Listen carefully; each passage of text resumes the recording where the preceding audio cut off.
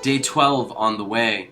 We've been talking about these words we use in the Christian life, but we don't often stop to think about what they mean. Another one of these words, perhaps one of the most important words in the Christian life, is prayer.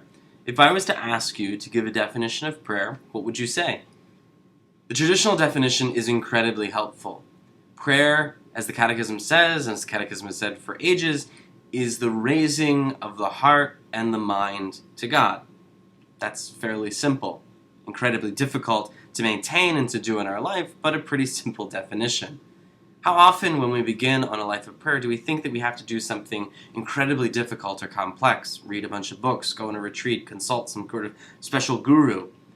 But if we recognize that prayer is nothing more than raising our heart and our mind to God, it's something that we can do right here, right now, in the midst of our life. Indeed, it's something we have to do if we are to be fully alive. A custom that helps us with this are what are called aspirations, short prayers that help to raise our hearts and our minds to God in the midst of our day. Prayers like the Jesus prayer, Lord Jesus, Son of God, have mercy on me, a sinner. So today our challenge is to think of prayer as just that, the raising of the heart and the mind to God.